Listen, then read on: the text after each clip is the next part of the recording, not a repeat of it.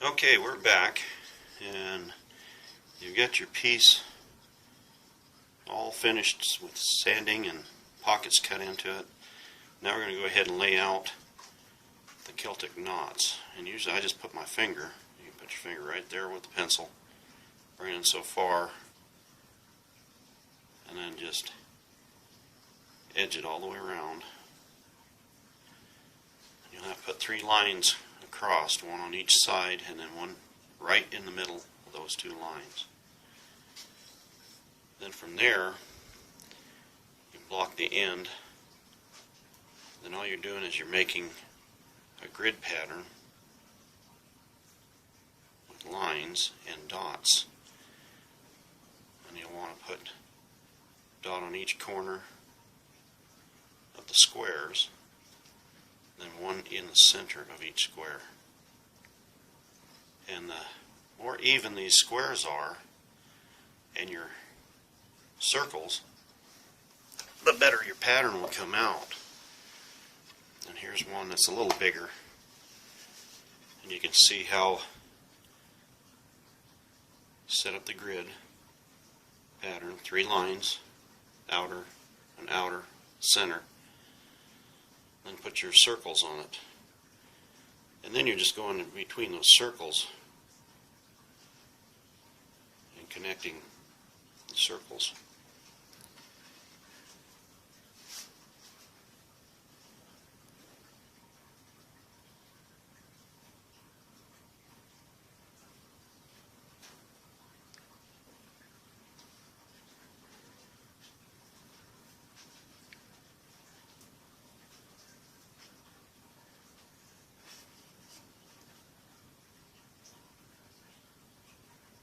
The more uniform you make your circles, the better your pattern's going to come out. And you can just see it's just connecting dots is all. And then when you burn this in, you can actually line up each line. Like this line's a little further this way here than this line here is. Doesn't line up perfect. So you could actually burn this in a little bit over here or back over a little bit here. That's how I get the knots to line up. David Nichols demonstrates really good on how to do the Celtic knots. The hardest one I found was this side piece, because you don't have all squares all the way out the end, and I had to kind of learn how to do this on my own, and it's coming out better, I think. So, and I don't really do the bottoms right now. As soon as you get your edge piece done for your bowl rest, go ahead and I burn it in. And after I burn it in, I take steel wool and I steel wool off all the ink or the lead from the pencil, all your markings. That way I get this set up first. Then I go ahead and I burn in just the sides, not the bottom, for the braces. And this just holds that bowl rest good and sturdy on that backing plate. That's all you're doing there. And as soon as I get those burnt in on the sides, I get them decorated here, drawn on with pencil. And the bottom ones are a little bit different because I make really big circles, especially about, I don't know, 1.5 inches in. Then I go ahead and I pre-drill this clean through, and I use a 5/32 drill bit to go clean through this. Then I come back and I countersink it with a 3/16 drill bit, and on it I only countersink it down about 3/8 of an inch. You can even go probably a quarter, and that's just so that you can put the screw all the way in, because the piece I'm doing is 1.25 inches, and these screws are 1.25 inches. So by doing it that way there, I get enough penetration, I think, on this top plate, but it doesn't go clean through on your bowl rests. Clean through. And as soon as I get that done, then I go ahead and I'll set this up.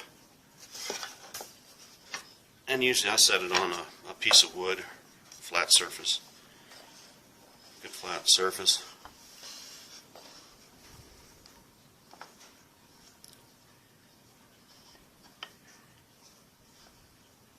Now I'll get it spaced. And on the spacing,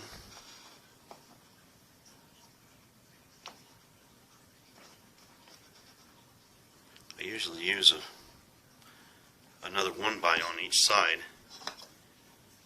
just to space it in, so then it's even.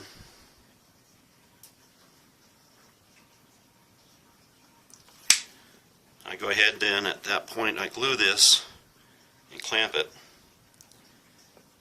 and let it sit overnight. Then the next morning I go ahead and I put the screws in, screw those down tight.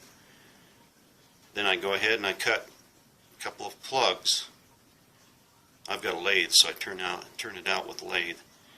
And I put plugs and glue in these bottom holes. Then I'll burn this all in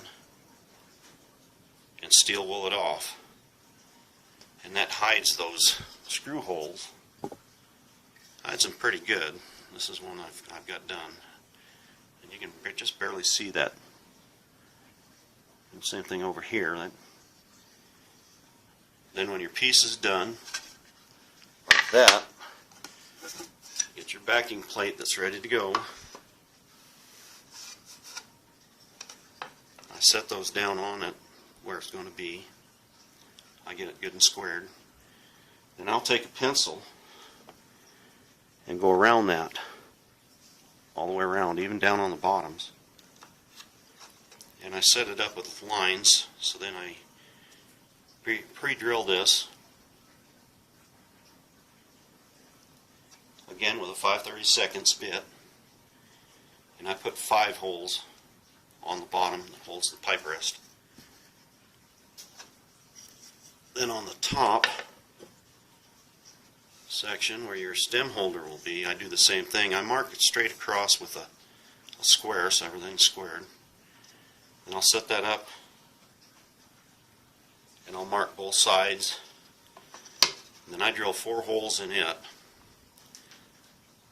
And I try to put the holes so that they're going to line up with the center sections of each one of these pieces. So you've got a lot more material to run the screw into. Then I mark on the bottoms, and I pre-drill the bottoms, even on this plate here. And I drill those out 1/8 inch.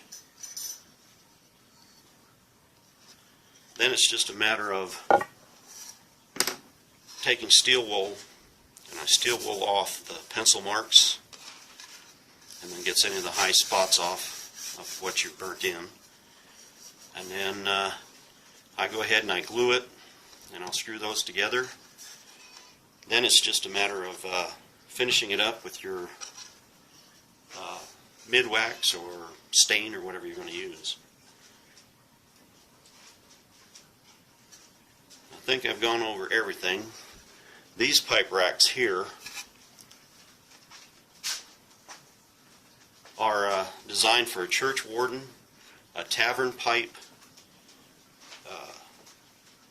Floggerworks has some really good pipes, and they fit pretty good. They're for a long stem pipe.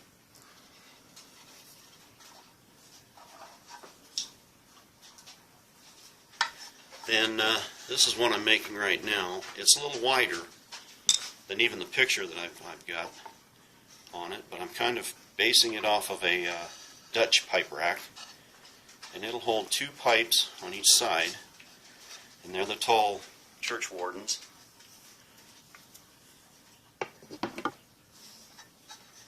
And it actually has a place for it's a brass humidor on it, and I picked one up down at one of the flea markets in Colorado, and it'll sit in there real nice. I've just got to add, I'm going to finish by getting these pieces for the pipe stems sanded up, and then I'll get those attached. They're for the churchwarden pipes, which are the big long ones like this here. Floggerworks also has a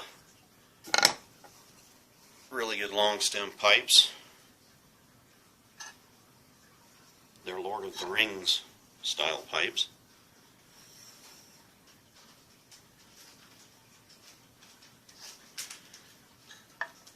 And then it'll just hang on the wall. And I hope you guys enjoyed what I put out on the video, and hope the information can help somebody. I had a hard time learning how to do these pockets when I first started doing this. I was trying the Dremel tools and everything, and now I just use a router. And it goes much quicker, even. You get a better quality pocket, I think, that way. That's it. And this is my first videos on YouTube ever. Hope you guys enjoy the information, and if you got any comments or questions, just go ahead and leave a comment or question. Thank you, and we'll see you later.